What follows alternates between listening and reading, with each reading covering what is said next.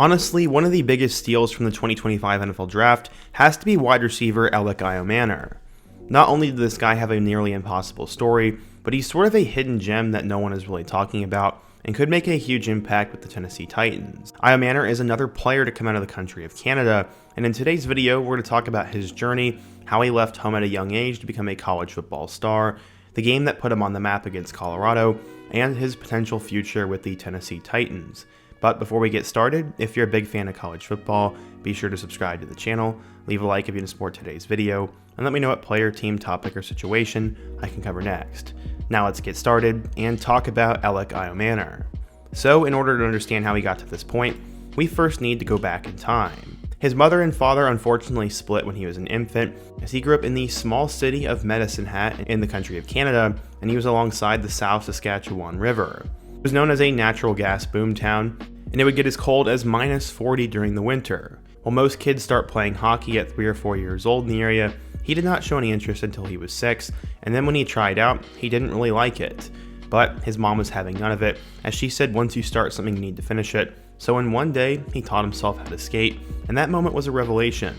Elic could do whatever he put his mind to. He was way more interested in the sport of football though than hockey or basketball, and one afternoon at a camp in Alberta, he was asked to move to special teams and return punts because the other player wasn't doing so well. He would return 2 punts in one game for touchdowns, and that's when everyone knew he was special, especially the coach. As one of his mentors said, quote, "I could see it. People ask me how do you know, and I see something in them that is needed to take it to the next level, and I knew this guy was different." It just took 3 plays for Justin Dillon to know Elic Ayomanor would be Canada's next great wide receiver, but in order for his dream to come true, he would have to go to the United States as quickly as possible. His mentor had seen many hockey players move to Canada to train, and now he would do the same except for football. After having a multi-touchdown game as a freshman, everyone remembers asking him what his goals were. According to a local coach, most kids in Canada don't have a vision beyond playing in their province. Ayomanor though said, quote, "I just want to take it as far as I can take it. Whether it's going to college and ending off there and getting free schooling, or whether it's going off to the NFL, I'm just going to keep pushing myself and see how far I can actually take the sport." He knew he needed to move to the United States, prompting him to work with an organization called 730 Scouting, which basically helps Canadian football players get connected with college football in America. Utilizing Division I connections and high school prep coach connections, eventually they came down to 2 different schools. Him and his mother would go on some trips to the United States, and after the mom was initially hesitant, she visited and realized these were the best schools anywhere, football or not, and they had won the lottery. She said she was sold, and eventually he would arrive at the Petty School, which was located on the East Coast. When he first got there, he said he was the worst player on the team, and that 90% of the players ended up playing Division I football, but his coach said that he responded the best way possible for being the worst player on the team. He was a hard worker on the football field, but at prep school, he was exposed to players like him with big goals, and he wanted to be the best and to reach the NFL, so now he had to work even harder. He ended up playing in 7 games before he would break his collarbone, and in total he caught 17 passes for 253 yards and 3 touchdowns during an 8-0 season. This would be the most action he would ever see in a high school football uniform, and things were very difficult at first. Eventually he would transfer from the Petty School to Deerfield Academy, and this came after his sophomore season due to a coaching change. Dearborn's head coach was instantly drawn to Ayomanor as he compared him to Zay Flowers, John Mechie, or Chase Claypool. Some of those guys are obviously from Canada, and he was really good and made a name for himself. It was due to extreme hard work both on and off the field, and he actually received offers from 3 Ivy League schools after his junior season, which included Dartmouth, Princeton, and Yale. He was impressing teams with his frame and elite speed, and he ran routes like Julian Edelman, but he was 6'2". While at Deerfield, his junior season was canceled due to everything going on in the world, and he suffered a knee injury, forcing him to miss most of his senior year. But in practice, he lined up against many D1 players, and Ayomanor made a recruiting video to show collegiate programs how good he was. He also worked on his speed, as he improved his 40-yard dash time from 4.55 to about 4.48, which is pretty insane. This caught glances from NCAA scouts, and he was becoming a solid high major recruit. After being a freshman in high school and going to America and trusting that organization, he eventually had it all come together as he committed to Stanford. He got tons of interest from schools like Tennessee, Notre Dame, and Cal, but he ultimately ended up with the Cardinal. Elic said, quote, "Stanford is just one of those schools that has it all. They play in a Power 5 conference for football, they're Division I, and they constantly compete for championships in that conference, and then you add top 5 academics year in and year out. After having more than 20 offers, he chose his dream school, Stanford. In terms of how that happened, the same guy from that Canadian organization reached out to Bobby Kennedy, the Stanford wide receivers coach, and Kennedy started digging into Ayomanor's background and liked what he saw, even with limited film. He wanted to extend an offer, but then Stanford head coach David Shaw required Ayomanor to attend the team's camp. Kennedy worried if he'd even want to come visit, as he already had offers from Notre Dame and Tennessee, and why would he want to do that? Kennedy said, quote, he goes, "Coach, I'll come to camp. If that's what I need to do to earn a scholarship at Stanford, then I'll do it." About 10 minutes into his workout there, Shaw approached Kennedy with the scholarship green light. This was a pretty big deal, but sadly he got hurt during his senior season as he suffered a PCL tear in their second game. According to 24/7 Sports though, he was still a good recruit, as he was a 3-star recruit, the number 132 wide receiver, and the 923rd best player in the class of 2022. So how would Ayomanor do at Stanford? Well, let's take a look.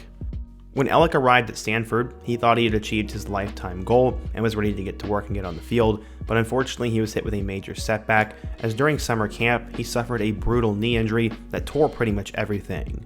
This was another football year taken away. A coaching change would be on the horizon though, as David Shaw was out and Troy Taylor was in.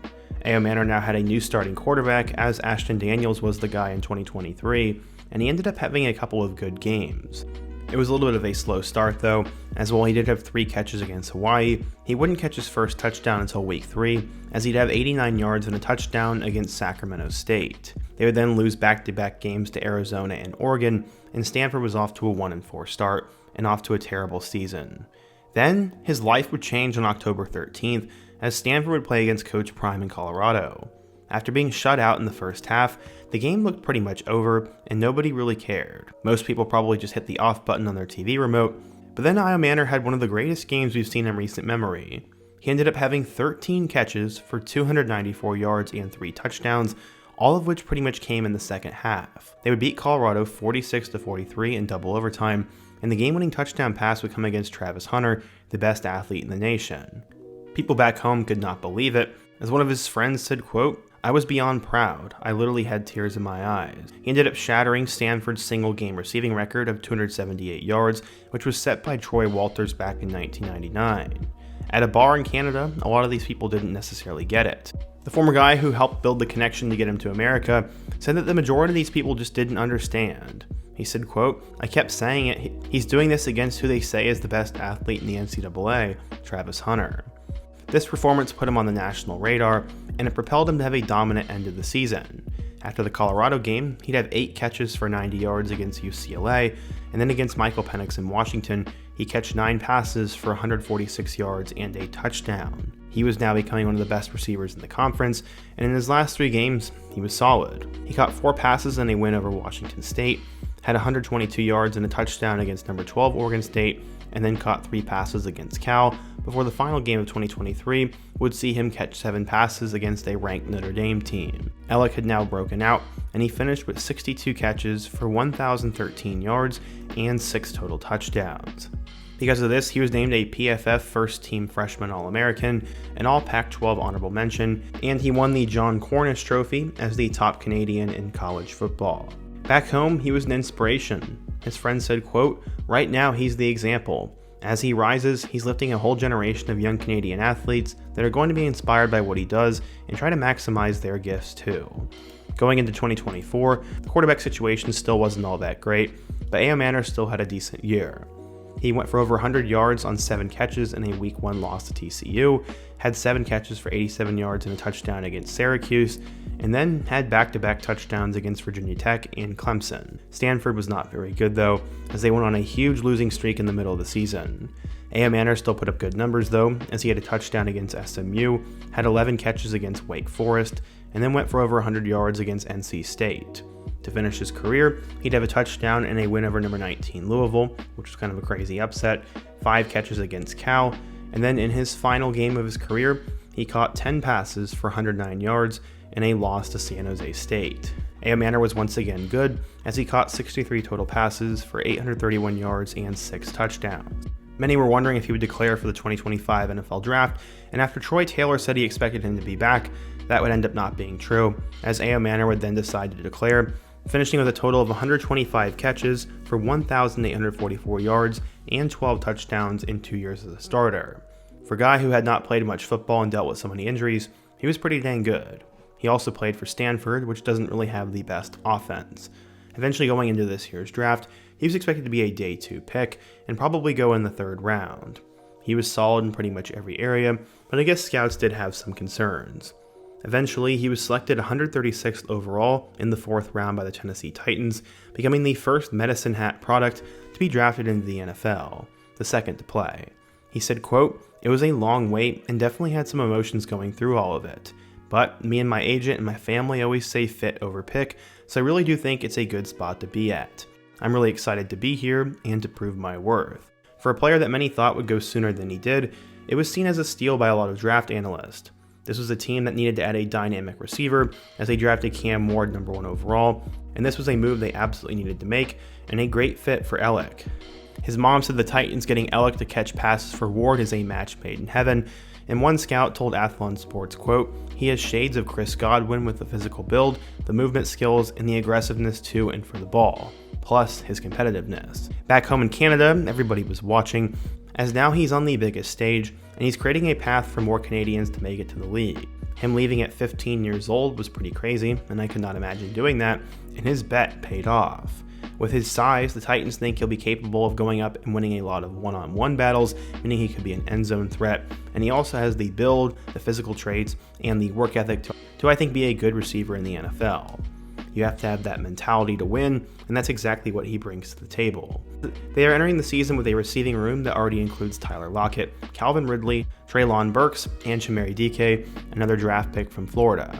All those guys will be battling for playing time, and it most likely means that Ayomanor will be competing for that number 3 spot. It could be stiff competition for him, but ultimately, many believe by the end of the year, he'll probably emerge as the 3rd best option on the team and show he has a lot of potential for the future. I don't think he's going to break the NFL in year 1, but if he can develop a strong connection with Cam Ward, he could be with the Titans for quite some time and may only be scratching the surface on how good he could be. Remember, he's dealt with a lot of injuries and a lot of setbacks, so this guy is mentally tough, and I bet his best football is now in front of him. But what do you guys think? If you're a Stanford or a Titans fan, what do you think of Elic Ayomanor? How do you think he will do this season? And which rookie should I cover next? Be sure to let me know down below. Leave a like if you support today's video, subscribe if you're new, and check out one of the videos on the end screen. Hope to see you guys again soon, but until next time, peace.